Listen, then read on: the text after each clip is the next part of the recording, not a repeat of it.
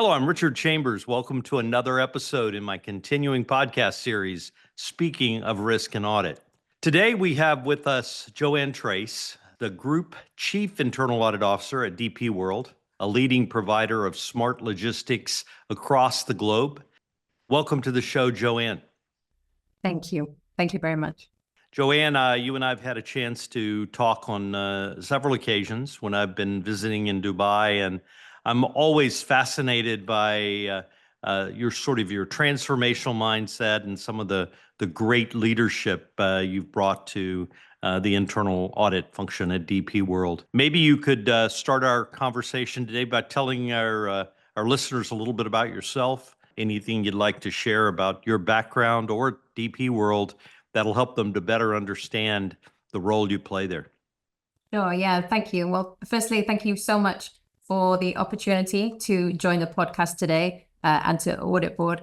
So as you mentioned, Richard, I am the Global Chief Audit Executive at DP World. I oversee a global team of business, of technology, of cyber and data auditors, risk specialists, and fraud investigators.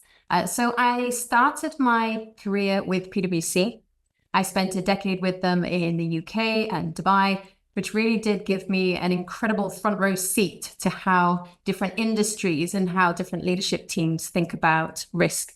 And if there's one thing that I learned in that time, it's that internal audit is at its best when it's trusted, when it's strategic, and when it's forward-looking. It's not just a function that tells people what they already know. So I joined DP World 18 years ago, and what's kept me here is the sheer scale and the pace of change. Every few years, the company has evolved. It's expanded into new industries, new markets, new risks. And as the business has grown, so has the internal audit function. When I first started, we were auditing a very different company. Today, our role is more than just about looking at controls. It's about resilience, it's about strategy, and really ensuring that audit remains in steps with where the business is going next. At DP World, as you said, it's one of the world's leading supply chain and logistics companies. It operates in 79 countries with over 115,000 employees.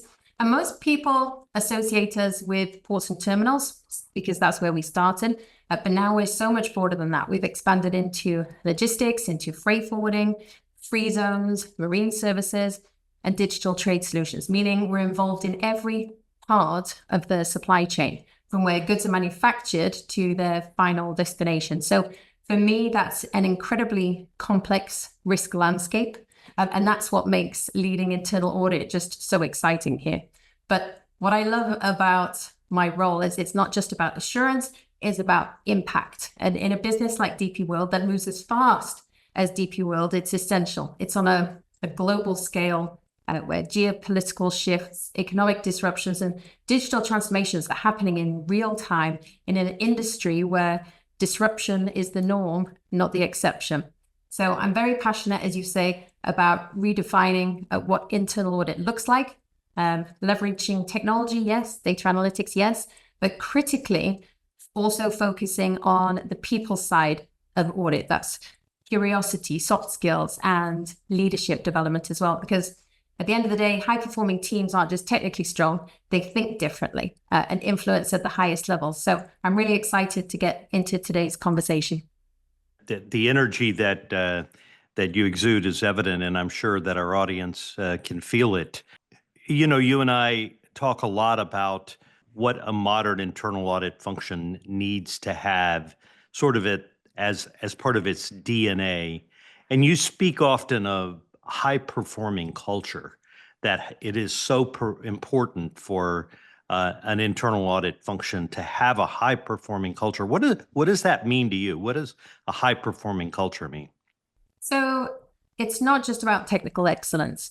For me, it really is about mindset. It's about having a team of auditors who are naturally curious, commercially astute, and who want to make a real impact. So that's why I'm so obsessed with finding and developing the right people, not just the best technical auditors, but those with the soft skills, the passion that we talked about, and curiosity. I think I probably drive my recruitment team mad at times. But yes, technical skills matter. But what I'm really looking for are people with potential, people I can develop, people who bring a fresh perspective, and importantly, people that have that spark, because you can teach methodology, but you can't teach mindset. Some of the best hires I've probably made weren't traditional auditors. I brought in people from operations, from cybersecurity, even investigative roles. And one of my best hires actually was someone who'd never worked in audit before, but had spent years challenging commercial decisions and really digging into real world risks. And you know what? Those skill sets translated perfectly. So I guess for me then, once you've found the right people, the next challenge is really creating that environment where they can thrive. And for me, that means giving them real challenges, not just executing audits, but tackling complex problems and working on things that are stretching them, encouraging different ways of thinking. We don't want clones in our audit functions. We need different perspectives, we need different skill sets and different ways of looking at risk. And I think another important part of our role as leaders is to help them find their magic. Everyone brings something unique to the table. The role of a leader for me isn't about making people fit a mold, it's to help them figure out what they're great at and build around that. And I would say my probably last point would be around purpose. A high-performing culture isn't just about getting results. It's about sustaining those results year after year. And that can only happen when people feel invested, they feel valued and connected to a bigger purpose. So for us in our department, it's about building trust and building resilience in our organization, but also in us. And when I see them feel that, when you're connecting both the mind and the heart, I see them show up differently. They bring an energy, they bring a confidence and an ownership. That's the culture that I want. And that's the kind of function that I think that delivers real impact. I was just this past week at the the Great Audit Minds Conference, I think they call it now, the GAM conference here in the US, which is essentially the American National Audit Conference. And one of the speakers was like you, sharing their experience of bringing in non-traditional hires.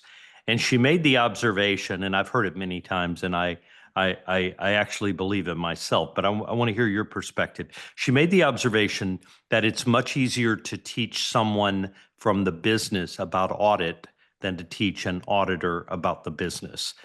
Do you find that to be true from the experience you've had there? Absolutely true, especially in our technology audit team as well, trying to find technology auditors that have the experience we require, that technical expertise, but also the audit skills. It's really tough, especially cyber auditors that we're looking for now. Did these people even exist 5-10 years ago? The role has evolved. We've been pretty successful, but it took us a while to get to this point where we said, you know what, we can sacrifice them not being auditors. We can teach that piece, but we bring in people that have that demand to solve really complex problems, that demand to ask that extra question. And then we can train them up with the audit skills. I remember being at a conference recently where the gentleman spoke about hiring for fire. If you hire for people that have that fire in their belly, that really want to push themselves, to explore, to be curious, I think you can work with that. We can, as leaders, we can mold that and teach them the technical side, those audit skills, to make really great auditors. How do you motivate people that join your team? You obviously, as you used the word earlier, spark. You find someone with that spark to bring into your team. But how do you keep that flame lit over time? So for me, a key piece on that retention really is around making them feel valued. It goes beyond just promotions or salary increases. It really is about keeping them engaged, valued through recognition, and continuously growing. So for me, some of the most effective strategies, it's about challenging them. I talked about it, I touched on it before. Really give them big, meaningful work. High performers don't want to do the same thing year on year. They thrive on high stakes audits, exposure to leadership. Take them along to the audit committee. So I had my audit committee meeting a couple of days ago, and I made sure to take along some of the people from my team, and when you hear the feedback and how much they grow from that experience, how much they see from getting that invite to the table, and hearing the why, all of the questions that we ask as leaders to them just before the audit committee, why that stuff matters, why we need to be able to deliver at that level, it's such a great growth opportunity for them as well. But I think as well, giving them exposure to cross-functional projects that really push them out of their comfort zones. I mean, in DP world, training is another piece, investing in their development, give them options. I think we can all agree that there is a wealth of development opportunities out there in the world, free, online. There's so much. I think one of the things that we can do and have successfully done in DP world is curated the development experience for people. We've built a digital GIA Academy, where we have provided a curated list of content, if you like, depending on your role across core competencies, to say, if you're at this particular level, these are the trainings that we have already gone through, we've quality checked, and we believe these will be beneficial for you. So instead of having this huge menu out there to choose from, you have a much smaller, much more realistic development journey, learning journey that you work out with your line manager as well. We saw a gap in tech skills in our function. We realized that our business auditors were at risk of becoming dinosaurs because we'd split out our business audit from our technology audit. So we put in place a new program called Technology TNT, Technology for Non-Tech Auditors, which gives our business auditors that hands-on experience in tech audits. So now they don't just understand the risks, but they challenge them. I think people stay when they know that their work matters. Recognition is key. We have a very simple WOW Awards program in our function, which is a simple, really simple, but powerful way to celebrate those who go above and beyond. It's all digital. Anyone in our team can nominate, and we have a little digital placard that comes up on their in-out board, and it just reinforces that what they do is seen and valued. And I think probably the one piece I haven't touched on yet is trust. High performers don't want micromanaging; they want autonomy.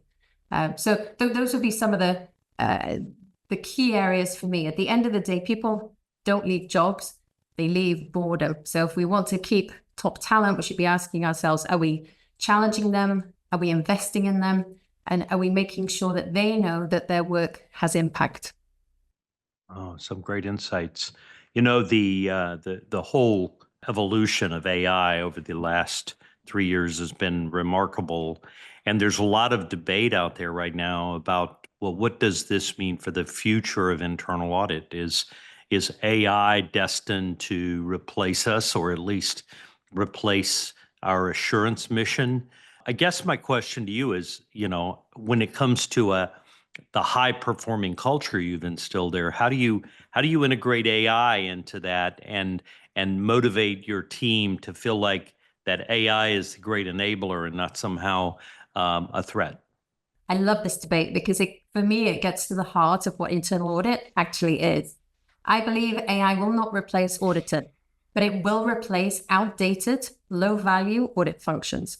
If we're still stuck in manual testing, hindsight reporting, and compliance box ticking, then yes, AI will take that over. And honestly, it should. But high-performing teams, I don't think they're going to just survive AI. I think they're going to thrive because of it. Because AI is a tool. It's not a threat.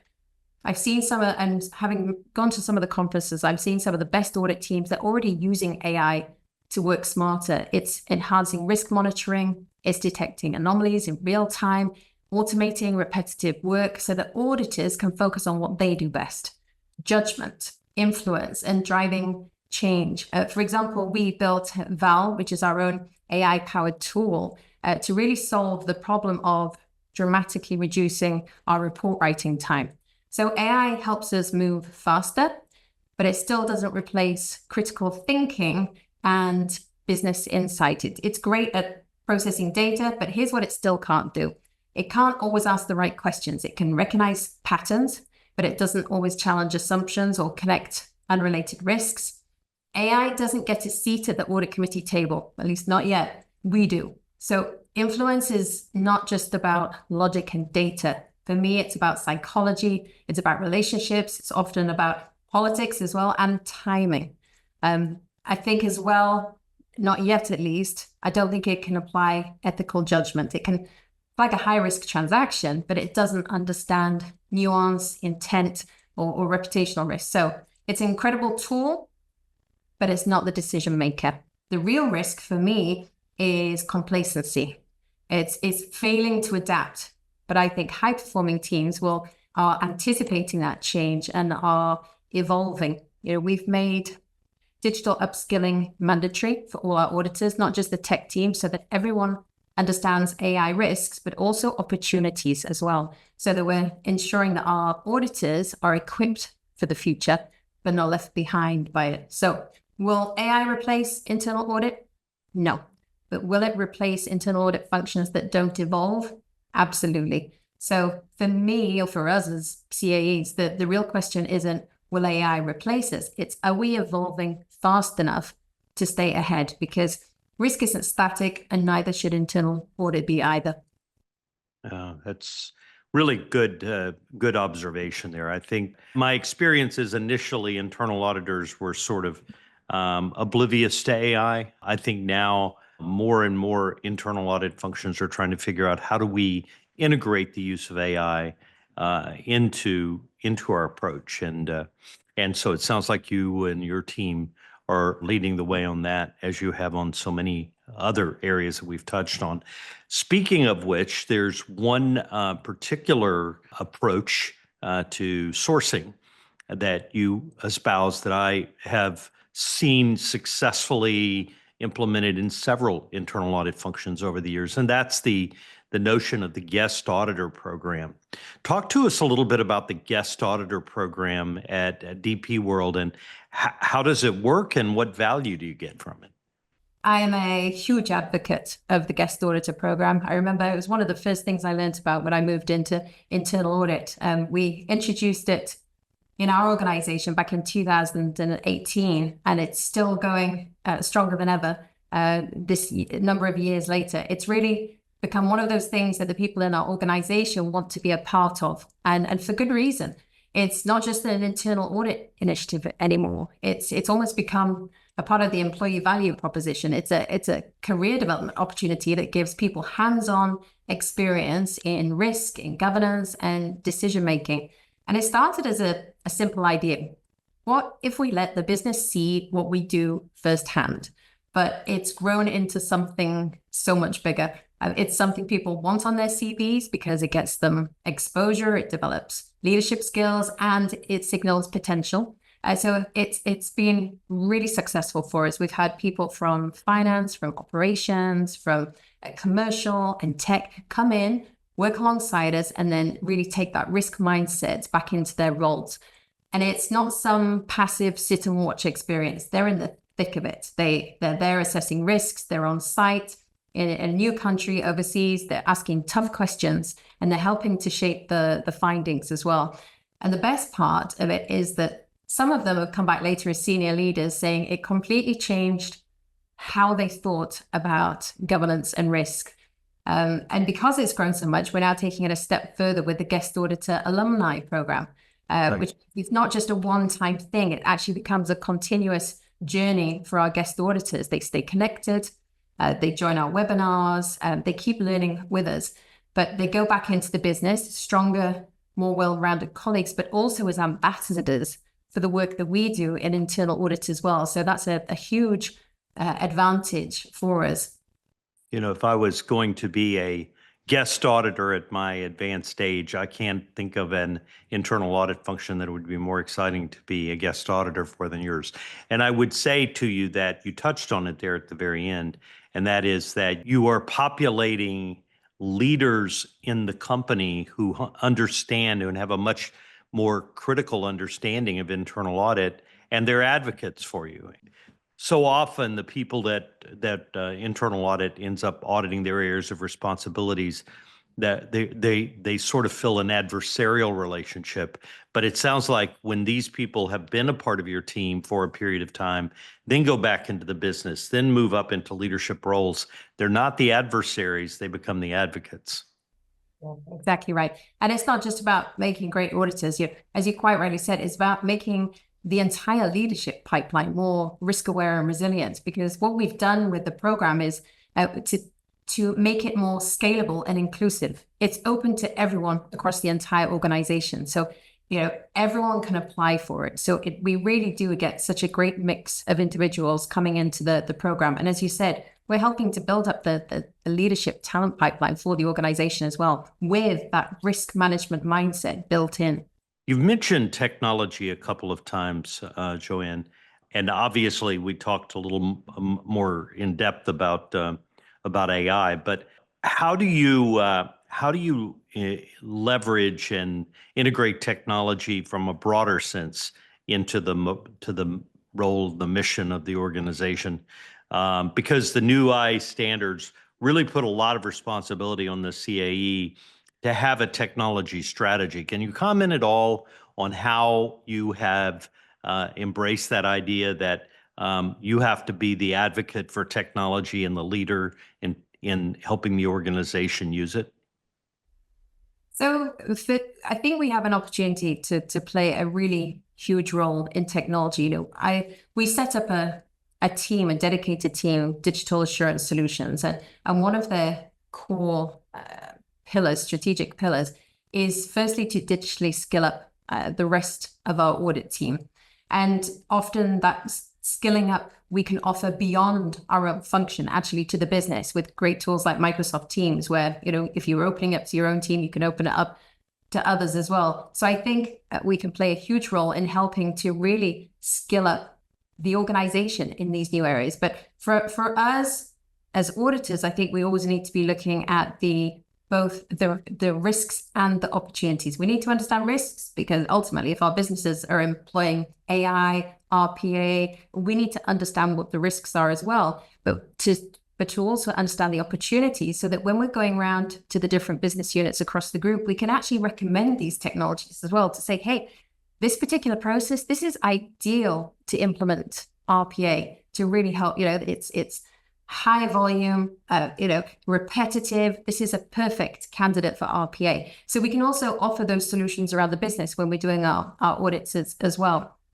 But for me, it's not about how much tech we're using, even within our own function of the organization. It's about whether we're using the right tech for the right problem. This was one of the biggest learnings I had in our digital transformation journey. I see a lot of audit teams jump straight into AI, straight into RPA or big budget tools, when sometimes a simpler, faster solution could be sitting right in front of them. So my challenge to everyone these days is, before we even talk AI, we should be asking, is there an easier fix? In our function, we've built some quick, no-cost, low-code tools that have saved hundreds of hours, things like audit pipelines to track progress, risk loggers for better visibility, even digital in-out boards to manage team movements. They're not fancy, they're not expensive systems, they're simple, they're effective and immediately useful, and any audit team can implement them today. No AI required. But when tech does make sense, we go all in. I talked before about Val, our AI-powered tool to help cut reporting time. It helps us work faster, but it doesn't obviously replace critical thinking. We developed 2 RPA bots that track risk changes in real time. So issues are flagged instantly, so auditors can focus on what really matters. So I would say, for CAEs wondering, where do I start? Look at where your team is wasting time on admin, because that, for me, is often where automation can really deliver the biggest wins as well. So, here's the thing. Most of the biggest risks we audit today seem to be tech-driven, cyber, AI, governance, fraud analytics, but we can't audit what we don't understand, which is why that digital upskilling, we've made tech training mandatory for all our business auditors, not to turn them into IT specialists, but to give them confidence to challenge in this digital world that we're living in.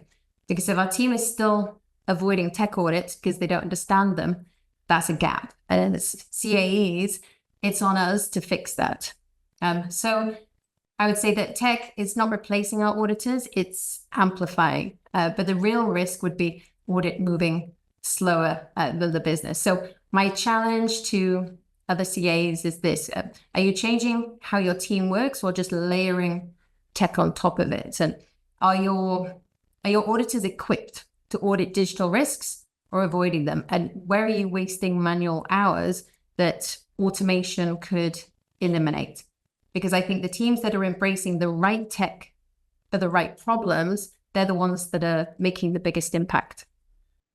Good advice, absolutely sound advice for those who want to be transformational leaders in internal audit. What do you say? And we'll kind of use this as our closing question. What do you say to a chief audit executive who says, "Wow, I'm so motivated by what Joanne is talking about, but my board, my management will never embrace us doing a lot of those things." What piece of advice do you offer a CA who kind of feels like they can't break through that ceiling in terms of convincing their board and management that internal audit can have a bigger purpose? So I think honestly, it starts with a decision. You have to decide that you're not just running an audit function. You're building something bigger, something that's future ready, and most importantly, high impact. You make an impact, the phone will ring. People will ask for your help. People ask for your support, and you become essential to the business. But transformation doesn't happen all at once, and it definitely doesn't happen by accident. So I'd probably say three key areas. Shifting the mindset from assurance to that important word impact. Ask yourself, is my team just reporting on risk, or are we actually helping shape decisions? Let's not get caught up in the number of audit reports that we issued or the number of overdues in our AC pack. Nobody cares. Let's talk about the impact of our findings, of real risks and gaps, and how they impact business strategy.